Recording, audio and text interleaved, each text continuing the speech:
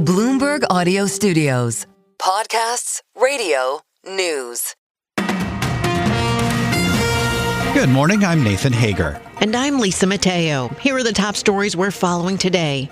Lisa, we are just hours away from the key event Wall Street has been waiting for, the speech from Fed Chair Jay Powell at Jackson Hole. The White House has been pressuring Powell to cut rates for months amid a weakening labor market, but questions remain about the impact tariffs will have on inflation. Bloomberg's Michael McKee is in Jackson Hole covering Powell and the annual Fed conference. Last year, Chairman Powell said that he thought it was time that interest rates started to go down, and then he delivered in September when they made a 50 basis point cut. He's not expected to say that here this year. He's expected to talk about the fact that the economy is slowing on the employment side, but there are some worrying signs of inflation.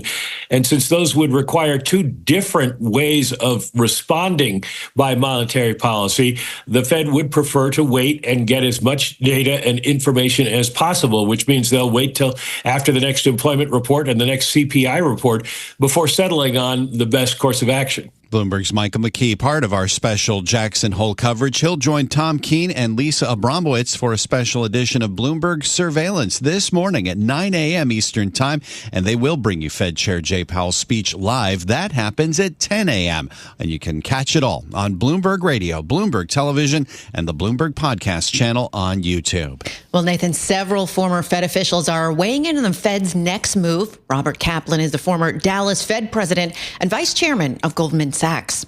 If the job market were stronger, I think it would be clearer to be patient and wait to see how the inflation is going to unfold and be more patient to see it trend further down toward target. But I think with this weakening in the labor market, it's going to push the Fed, I think, to be more forward-leaning and maybe do an adjustment in September. But the caution I would give, if they do move in September, I don't think that's the start of a cycle. That was former Dallas Fed President Robert Kaplan. Now, the interest rate market shows about a 70% chance of a quarter-point cut at the September meeting and close to 50 basis points of easing for the entire year. Well, while we wait to see whether those bets get refined following Chairman Powell's speech, Lisa, pressure is building on one of the Fed's board members. Federal Housing Finance Agency Director Bill Pulte says he will make a new statement on new evidence against Fed Governor Lisa Cook this morning at 9:30 a.m. Wall Street time. Pulte announced that on X this morning, a day after the Justice Department urged Powell to remove Governor Cook from the board as it signals plans to investigate her for alleged mortgage fraud. Pulte tells Bloomberg he referred Cook's case to the DOJ as part of a broader crackdown on the issue. We refer people almost every day. I refer people every week on a minimum to the Department of Justice for mortgage fraud. This is literally what I am required to do underneath the Housing and Economic Recovery Act of 2008, which is to ensure the safety and soundness of the mortgage market. And you can watch our full conversation with FHFA Director Bill Pulte on the Bloomberg Podcast YouTube channel. Now, Bloomberg has reached out to Governor Cook. She has declined our request for an interview, but in a statement, she says she won't be bullied into stepping down, but intends to take questions about her financial history seriously. Talks continue at the White House, Nathan, on taking a 10% stake in Intel to shore up the struggling U.S. chip maker. Now, Bloomberg News has learned the Trump administration will not pursue equity stakes in other semiconductor manufacturers that are boosting investment in the U.S., like Amkor Technology and Taiwan Semiconductor. Now, this follows moves in the White House to take a cut of Nvidia chip sales in China and to pursue a so-called golden share in U.S. steel. Former Vice President Mike Pence says President Trump should reconsider the whole strategy. State-owned enterprise is not the American way. Free enterprise is the American way. And a refereed private sector with less taxes and less regulation has created the most prosperous economy in the history of the world. And if we stay on that path, that'll always be true. Former Vice President Mike Pence was a guest on Bloomberg's Balance of Power. You can also get that full conversation on the Bloomberg Podcast YouTube channel. Well, staying in the chip sector, Lisa, Nvidia reportedly told its component suppliers to halt production of its H20 AI chip that's designed for the Chinese market. According to the information, Nvidia issued that order this week after Beijing urged local firms to avoid using those Nvidia chips. CEO Jensen Huang says his company is in talks with Beijing. U.S. government, the Trump administration, has approved licenses for us to export H20s to China. Recently, China asked some questions about some security backdoors in our chips. We have made very clear and put to rest that H20 has no security backdoors. Yeah, that was Nvidia CEO Jensen Huang. The H20 is a less powerful version of the company's cutting-edge AI accelerators. It was designed to comply with U.S. export controls. Well, Bloomberg News has learned two tech behemoths are hooking up on an artificial intelligence-related deal. Let's get the very latest from Bloomberg's John Tucker. Good morning, John. And Lisa, Meta Platforms has agreed to a deal with Alphabet's Google for cloud computing services. This is the first major cloud computing deal between Meta and Google. Meta CEO Mark Zuckerberg has pledged to spend hundreds of billions of dollars on AI and the infrastructure needed to support it. The Facebook and Instagram parent company will pay a minimum of $10 billion over 6 years to use Google's cloud servers and storage in an effort to quickly bring online more computing power as it competes in the race to offer users AI tools. Zuckerberg is seeking to amass the most computing power per AI researcher, and he wants to do it quickly. In New York, I'm John Tucker, Bloomberg Radio. Okay, John, thank you. And Mark Zuckerberg was almost involved in another big deal. According to a court filing, Elon Musk tried to enlist the Meta CEO for his unsolicited bid for OpenAI this year. Zuckerberg was one of the people with whom Musk communicated about potentially financing a deal to purchase the maker of ChatGPT. In the filing, OpenAI says neither Zuckerberg nor Meta signed the letter of intent or participated in the $97 billion bid. Well, more news out of Meta this morning, Nathan. The company is hiring another key Apple artificial intelligence executive. And this is even as the social networking company prepares to slow its recruitment. In a Bloomberg exclusive, sources say Frank Chu, who has led Apple AI teams focused on cloud infrastructure, will be joining Meta Super Intelligence Labs. And the executive is following several of his colleagues to Meta, which also hired the head of Apple's AI models team. Meantime, Lisa, China is accusing the U.S. of, quote, threatening world peace before it hosts a gathering of global leaders. More than 20 of them are set to attend the annual summit of the Shanghai Cooperation Organization, which is a bloc of countries led by Russia and China. Chinese Assistant Foreign Minister Liu Bin framed the gathering as a break with the ethos of a, quote, certain country that, quote, seeks to put its national interest above the interest of others. The U.S. was never invited to be part of the group that was initially seen in the West as a China-backed Eastern counterweight to NATO. It is time now for a look at some of the other stories making news in New York and around the world. For that, we're joined by Bloomberg's Michael Barr. Good morning, Michael. Good morning, Lisa. Governor Phil Murphy says a state of emergency remains for New Jersey as Hurricane Erin battered coastal communities with strong winds, waves, and life-threatening rip currents. Governor Murphy says absolutely no one should be in the coastal waters today. Erin flooded streets and eroded beaches in parts of the Jersey Shore and Long Island. High surf advisories for 5 to 7 feet are in effect. Bloomberg meteorologist Craig Allen has more. Erin is now about 500 miles away from Halifax, Nova Scotia, but still has hurricane-force winds 105 miles outside of the center and tropical storm-force winds 320 miles from the center. And so the ocean continues to be very roughed up, and I would bet that there will continue to be red flags flying right through the day today, even though the weather itself is going to be pretty nice. Bloomberg meteorologist Craig Allen. One of the two Menendez brothers was denied parole on Thursday for murdering his parents 36 years ago in California. It is keeping Eric Menendez behind bars for at least another 3 years. Today, Lyle Menendez will appear before the parole board.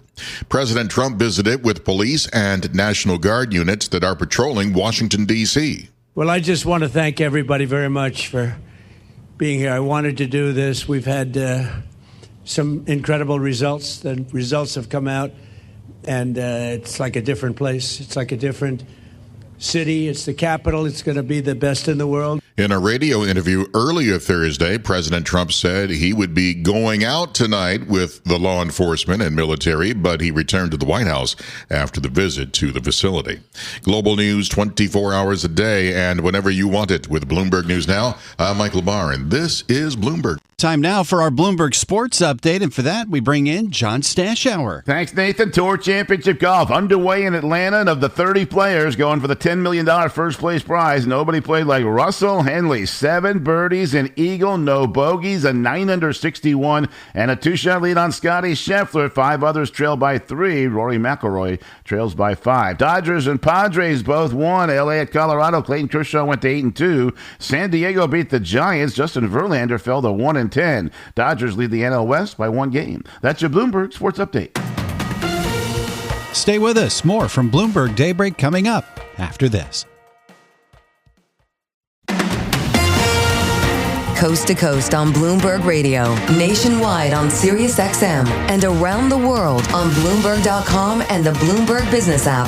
This is Bloomberg Daybreak. Good morning. I'm Nathan Hager with the countdown on to Jay Powell's speech at the Fed Symposium in Jackson Hole, Wyoming. His chance to give clues on the policy path for his final 9 months as chair to cement his legacy as he continues to face relentless criticism from the White House over interest rates.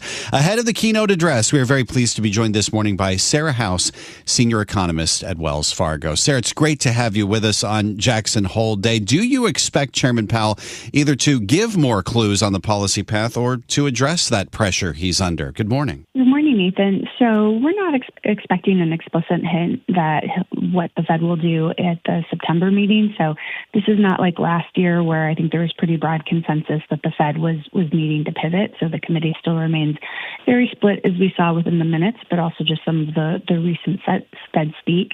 And then I think the recent data we had, even since the minutes, it didn't resolve that split. So yes, you had the much weaker payrolls numbers, but then you also had signs of inflation being more persistent just based on some of the mix of the recent inflation readings. So I think he's going to want to keep his options open where we still have another month's worth of data before that September meeting. Could there be some addressing of that split? As you say, we have seen a very divergent views starting to come out now on where the policy path should go. Sure. I think you could see it in terms of him laying out just the difficulty of the moment. So you do have the Fed mandates in tension where the labor market is losing some momentum. But if you look at certain indicators like the unemployment rate, it's still looking like it's roughly imbalanced. But at the same time, you have inflation that's actually moving back up. So it's moving in the wrong direction when we've been above target for almost 4.5 years now. So I think discussing those dueling directions and the different risks that the Fed is facing, I think we'll get to some of that split and why the committee is so divided at this particular moment. If we do see Chairman Powell sort of keep his cards close to his vest, how do you expect the market to react to that? Yeah, so it seems like markets were pretty much anticipating that we would get that clear-cut signal that September is likely, but I think those expectations have been pared back in recent days. As again, we've had some commentary from some of the various regional Fed presidents and even just some of the recent inflation data, which showed a lot of the recent strength driven by services, not necessarily it being all tariff-induced, which I think would have made it easier for the Fed to look through. So I think if he doesn't signal that clear hint in September, it'll still probably be viewed as hawkish, but I think markets have kind of shifted that way anyway, anticipating that they won't get that clear green light for September. I think there is some anticipation that Chairman Powell is going to talk about changes to the Fed's framework for addressing inflation and weakness in the labor market. What do you expect there and the market reaction to that? We've got about a minute left. Sure. So we are expecting that they'll announce the new framework, and I think what we'll see is a more symmetric approach to that. So formally ditching FATE, so that was the flexible average inflation target where they said they would make up for past undershoot, so just returning to that simple 2% target, but also taking a more symmetric approach to its maximum employment side, so not focusing on only shortfalls, but instead rather any deviation. So I think this could be interpreted as a more hawkish reaction function than the prior framework, but importantly, the Fed has already shifted to this, so even if it hasn't been formalized yet. So I don't think it changes the near-term course of policy, although I think it will shine a light on just how difficult it is for the Fed to cut in this moment where core PCE inflation is likely to be 3% in August.